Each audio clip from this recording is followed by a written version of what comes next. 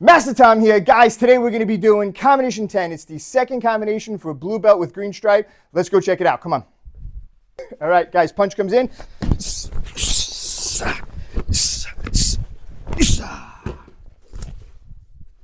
All right, let's get into the details.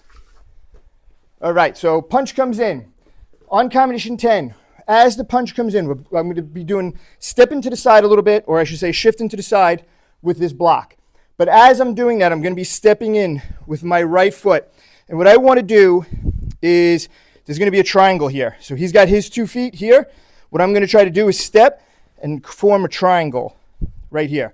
So as he punches in, I'm blocking, stepping, and getting into that triangle. As I do that, I'm coming in with a ridge hand right to the groin. Depending on how much he turns, depends on where I put my foot and that angle for that triangle. So if he stays very square, and yeah, even in a horse stance, a pine tree stance like this, right, my triangle is going to be pretty straightforward. I'm stepping straight in here.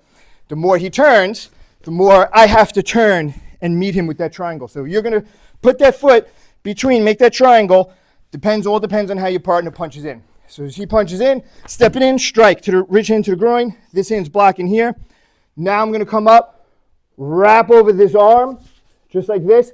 We went into details on combination 1 with the arm wrap. So go back into that video and you can go a little bit more into the details for this. But I'm wrapping my arm up over, past his elbow, pinning my fist against my chest. As I do this wrap, this hand is doing the ridge hand to the temple over here. I've had this technique taught with a bear paw. I've seen it with a bear paw. I've seen it with a palm strike. The one that I use, the variation I use is with the ridge hand. You guys can play around to see which version you like the best and what works best for you.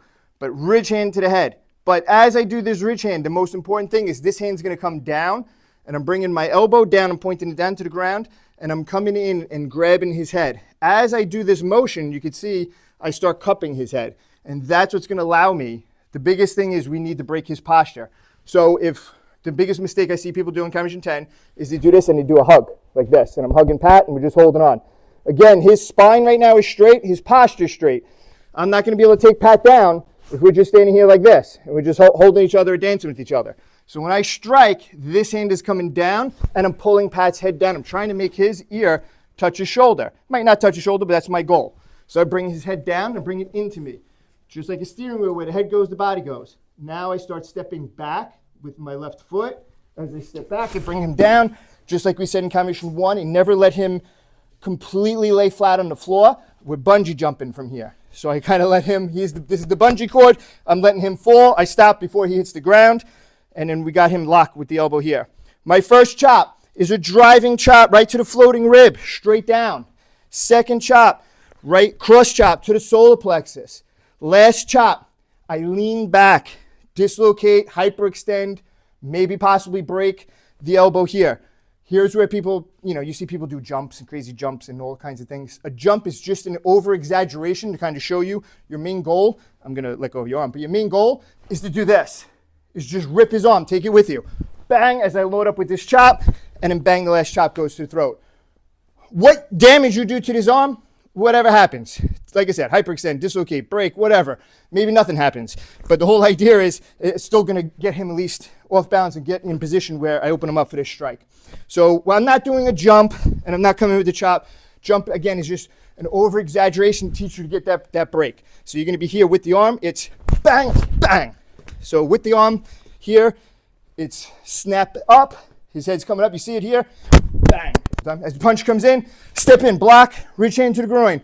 Wrap the arm, reach hand to the head, pull in. Boom. Once I have this, see Pat's posture's broken. Now I step, bring him down, keep him up off the mat. Drive and chop, cross chop, cross chop. Don't think of it as this, guys. When the punch comes in, don't think of it as 1, 2, 3. Think of it all as one. So as he's punching in, it's boom, and I'm taking him. I'm not doing and blocking here and stopping his motion and then starting again. The whole idea is as he's punching in, that reach hand happens quick so I can just get that wrap and take him. So it's going to be a quick motion. And again, the more energy he gives you, the easier it's going to be to just toss him to the side. And that, guys, is combination number 10. Ridge hand here is taught the ridge hand as the one that I use the most. Wow, I'm stuttering all that. I'll cut that part out. Doing.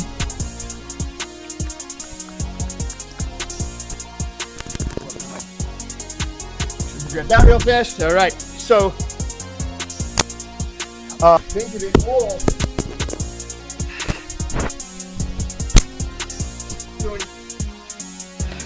All right, hold on. So when he punches in,